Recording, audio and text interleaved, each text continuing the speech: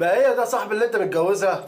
بيحكي وبيقول لنا ان دي جمله سمعتها من صاحب عمري بعد ما شاف مراتي في عزومه كبيره، ومن كسوفي خدتها وروحنا البيت. سبتها ونمت في اوضه الاطفال برغم انها اتجرحت قوي من كلام صاحبي، وانا سكت وما ردتش عليه. وتصرفي بالنسبه لي في الموقف ده كان طبيعي لاني ما بحبهاش، مجرد بنت ملامحها عاديه اتجوزتها باقل التكاليف وفي شقه صغيره جدا، والوحيده اللي قبلت بظروفي. وفي الخطوبه جبت لها يا دوب دبله، وبعد الجواز اخدت الدبله منها وبعتها. كنت بدور على نفسي بره مع بنات تانية، كانت بتشوف رسايلي معاهم وكانت بتقعد تعيط وبتسكت في الاخر عشان اخر مره واجهتني ضربتها. الحقيقه انها كانت بتهتم بيا وبتراعي ربنا فيا، كانت راضيه بشكلها وكانت كل امنيتها في الحياه بيت هادي وطفل سوي مني، بس انا حرمتها من ابسط حقوقها. ما كنتش بقول لها ولا كلمه تجبر خاطرها، ولا افتكر في مره اني عملت اي حاجه تفرحها. كانت دايما تلفت نظري وتقول لي فلان جاب لمراته ورده، فلان قال لمراته بحبك، وفلان بيخرج مراته. بس انا كنت بطنش الكلام ده، وكل ما كنت بدخل الشقه كنت بلاقيها مشغله قران ورشه معطر وعامله شعرها بطريقه حلوه وطبخه اكل انا بحبه.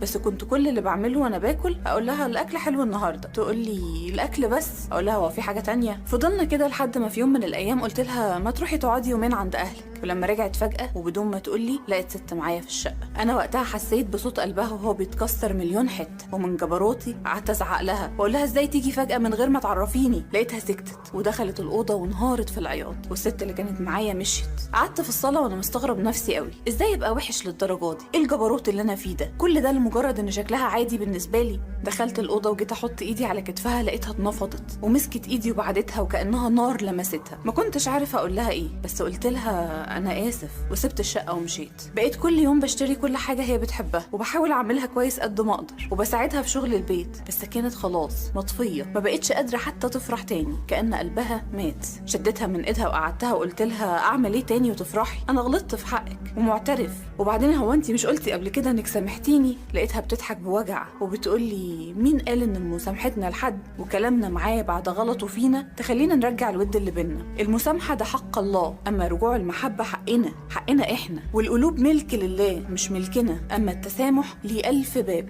واما الود فقد كسر بابه. كلامها نزل على قلبي كسره مليون حته. بلعت ريقي وبصيت لملامحها اللي كانت منوره بشكل غير طبيعي. ضحكتها كانت جميله برغم كسرتها وحزنها. اول مره احس ان ملامحها هاديه وتتحب. حسيت اني عايزه افضل حاضنها وما سيبهاش ولو للحظه، بس للاسف ما بقاش ينفع. ده كان حقي وانا خسرته بنفسي. قالت كلامها ونامت وما صحيتش. ماتت اطيب حد قدم لي كل حاجه حلوه بدون مقابل. ماتت اللي حسستني ان ليا قيمه واني بني ادم. ماتت اكتر حد حبيته وانا ما كنتش اعرف. بقالي 10 سنين مش عارف ابص في وش ست تانية. وحشني معاملتها الطيبه والجو الهادي اللي كانت عاملاه في البيت. ماتت وسابت لي حياتي خراب. انا واحد جاي انصحكم من المستقبل وبقول لكم بلاش